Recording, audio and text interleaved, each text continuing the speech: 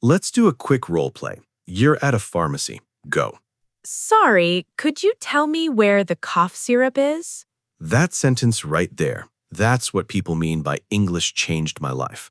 Not a movie scene. That. And notice I said, could you tell me where, not where is. Tiny shift, big difference.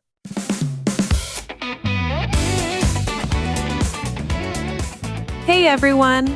Welcome back to Everyday English Academy, where we make English simple and useful. I'm Sarah. And I'm Mike. Glad you're here, wherever you are right now. So, Mike, you opened the show with a pretty big idea. I did. English can change your life. That's literally the title. Yeah, and I keep getting stuck on it because that phrase sounds like a movie poster. What's wrong with the movie poster? Nothing until someone learns the word hello and waits for their life to suddenly transform. It doesn't really work like that. Okay, so what would you put on the poster? Honestly, English can change your Tuesday afternoon. That's the worst title I've ever heard. But it's more honest. You learn one sentence, you use it on a Tuesday, the pharmacist understands you, and you walk out of the shop weirdly happy about cough syrup. That's the real moment. Okay, fair, but Tuesdays add up. 100 Tuesdays and your life is different.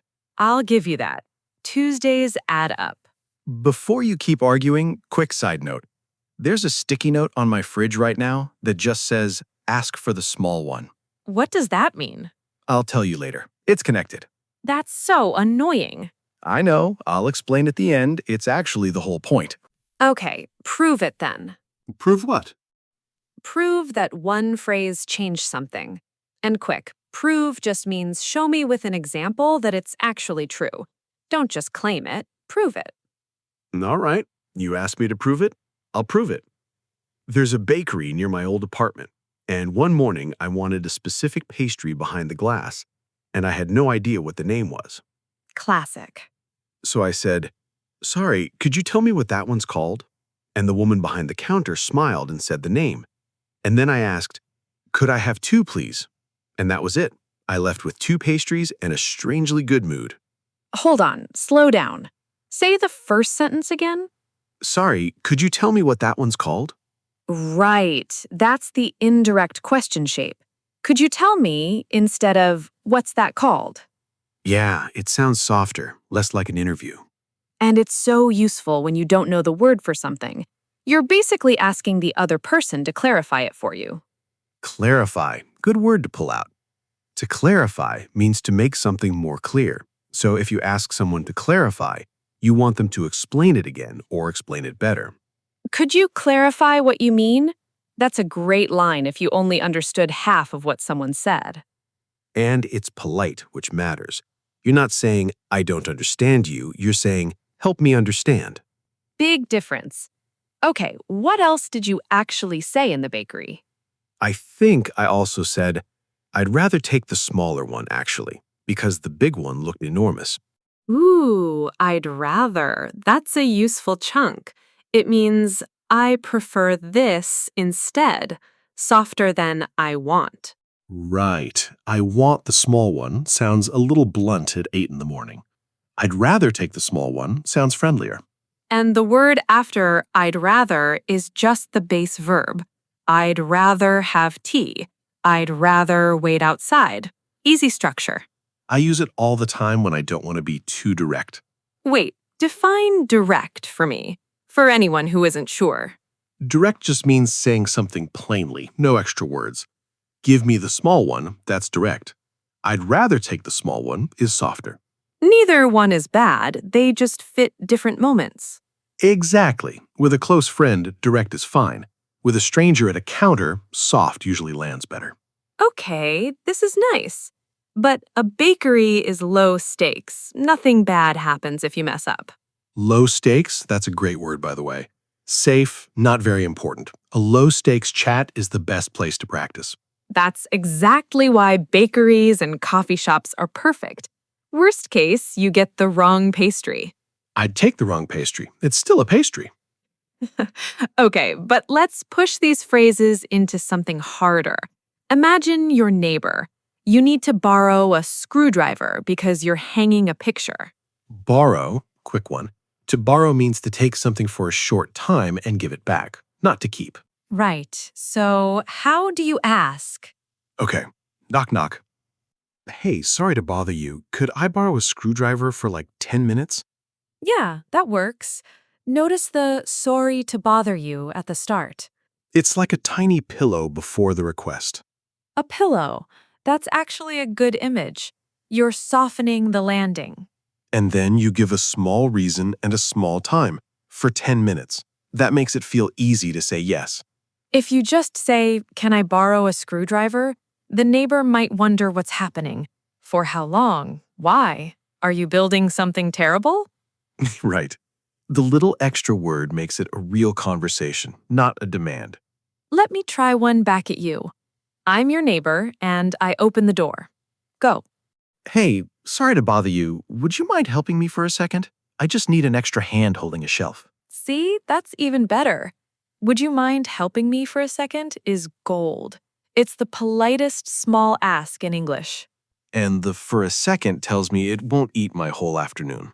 Okay, harder one. A delivery just arrived, and it's the wrong item. You have to call the company. Oh, the phone call, the thing many people dread. Dread is a great word for that. To dread something means to feel scared of something that's coming, like you really don't want to do it. I used to dread phone calls in English. That was me for years. Me too, honestly. Even now, sometimes. So picture this. The delivery person rings the bell. You sign for the box. You open it, and it's the wrong thing. The delivery is still happening at the door. There's noise, you're flustered, you pick up the phone. And what's the first thing you say? Something like, "Hi, I'm sorry about the noise. The delivery just arrived. I wanted to ask about an order." Wait, listen to this carefully, everyone. Would you say, "I'm sorry about the noise," or "I'm sorry for the noise"? This one trips a lot of people. The clue is what comes after. It's a thing, a situation, the noise. Right. We say, "I'm sorry about the noise." About goes with a thing or a situation. For usually goes with an action you did. "I'm sorry for shouting." But the noise is just there, around you. So, sorry about for a situation. Sorry for usually when you did something. Tiny word, big difference. It makes the sentence sound natural straight away. Okay, so back to the phone call. Once you've apologized about the noise, what next? You explain the problem. "I think there's been a mistake with my order." Or, "I'd like to clarify something about my delivery." There's clarify again. We taught it earlier, and now it's working in a real situation. And if the person on the phone says something fast and you didn't catch it, what's your safety phrase? Sorry, could you say that again, please? Yes. Or, could you repeat that more slowly? Honestly, that single phrase saved me so many times. Not because my English got better, because I had one sentence I could trust. That's actually a huge point. One trusted phrase beats 5 fancy ones you're scared to use. Speaking of trusted phrases, what about a staller? A staller. Good word. A staller is a phrase that buys you time when you need to think. Like, "Let me think for a second," or "That's a good question, hold on." Or just, let me see. Those sound small, but they're huge in real conversations. They give your brain a moment without going completely silent.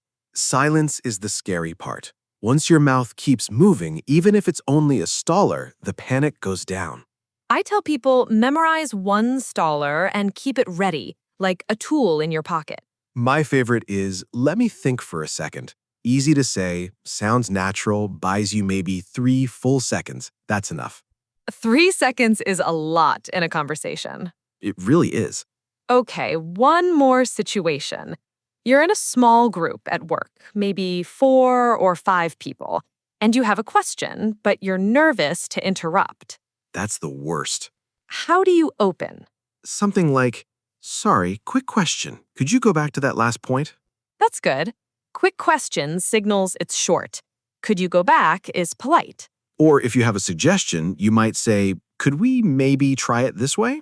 That's a soft suggestion. Could we maybe gives the other person room to disagree. It doesn't feel pushy.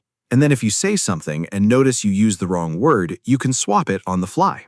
Swap. There's another good one.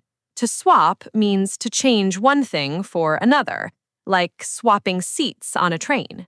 Or swapping a word in your sentence. Sorry, let me swap that. I meant to borrow, not lend. That's a really natural correction. It shows the listener you noticed and you keep going. Yeah, the native trick isn't never making mistakes, it's catching them and moving on. That reminds me, let me test you on something. I was reading a learner forum the other day and someone wrote, I did a mistake when I asked for a small one. Sound right to you? This is exactly where learners slip. So which is it? Did you do a mistake or did you make a mistake? The rule is small but firm. We make a mistake, not do a mistake. Yeah. Make goes with mistakes, choices, plans, decisions, food. Do goes with tasks, homework, work, the dishes. Make a mistake, do the dishes. Different verbs, no logic, just memorize the pairs. And honestly, this is one of those errors that doesn't stop you from being understood, but the moment you fix it, your English sounds so much more natural. Wait, your sentence example just now, I made a mistake when I asked for a small one. That's literally your fridge sticky note. You noticed? I noticed. Are we done dragging this out? What is the small one? Not yet. We'll get there. You're impossible. Okay, before we get to that, I want to bring up something. I saw a comment somewhere, I think on one of our videos, where someone wrote, I know the words, but I'm too afraid to speak. What do I do? Oh, that one. That's the most common one. And the honest answer isn't just have confidence. Confidence doesn't show up because someone tells you to have it. No. What helps is having one phrase you trust so much you don't even think about it. Right. You don't need 10, you need 1. One sentence you've said out loud maybe 30 times in your kitchen. So when the moment comes, your mouth already knows it. Yeah. And then that one phrase pulls the next one out of you. Exactly. The first sentence is the hardest. After that, you're already in. Okay, and that's actually why I want to do the practice section right now, not at the end. Because the whole point of this episode is that saying a phrase out loud once is the actual life change. Let's do it. Listen, then repeat after each line. Would you mind helping me for a second?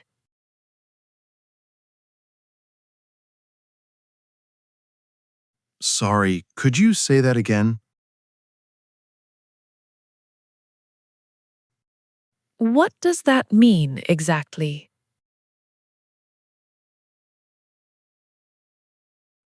Could we maybe try it this way?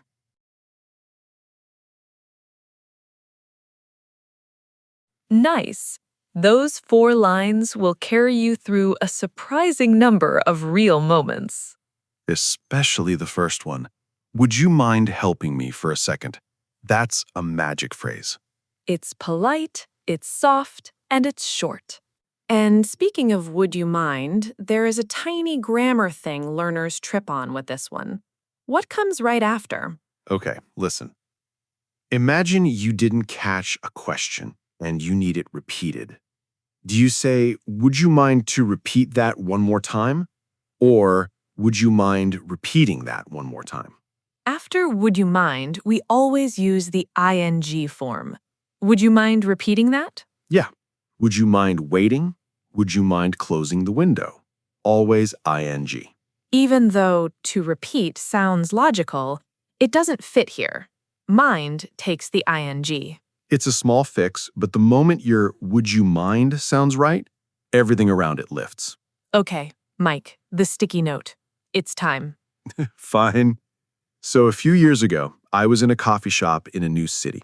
I wanted a small coffee. Just a small one, nothing fancy. Reasonable. But the menu had like 7 sizes with weird names, and I panicked and just said, "Could I have the small one, please?" Pointing at nothing. And?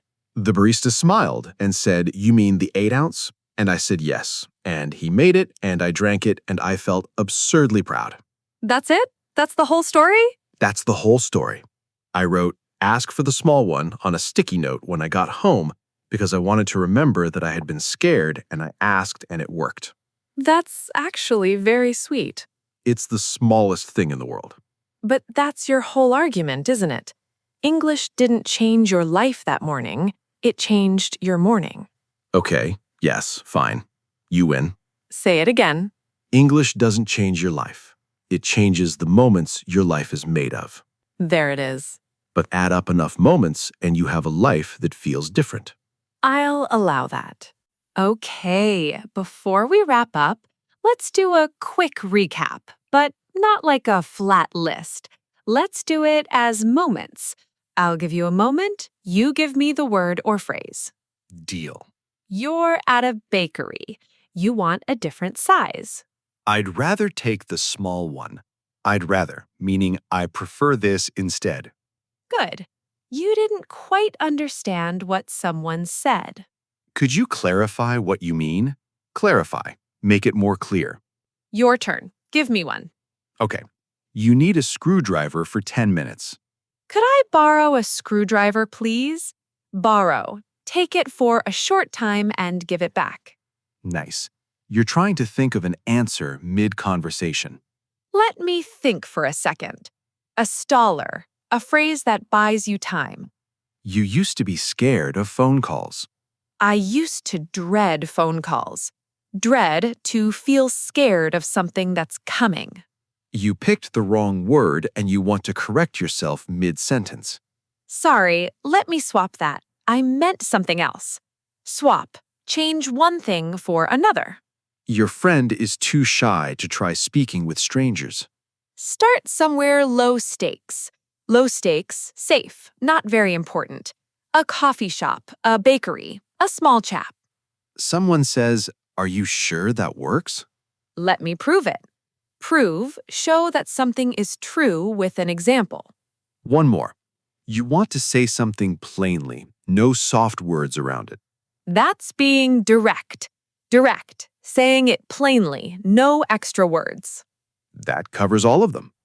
And remember, the magic isn't in learning all 9 at once. Pick one.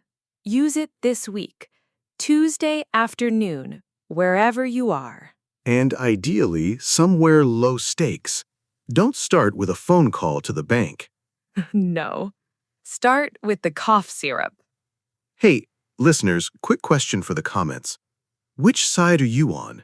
Does English change your life, or does it change your Tuesday afternoon? And tell us one moment in English that still makes you nervous, even when you know the words. A phone call? A bakery? Asking your neighbor for something.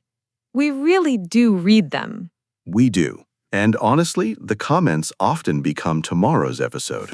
If this one helped, hit subscribe. It keeps these episodes coming. And go put a sticky note on your fridge. Just one phrase. Doesn't have to make sense to anyone else. Mine's going to say, ask for the small one, just to copy you. Please don't. Too late, already wrote it. Thanks for hanging out with us today.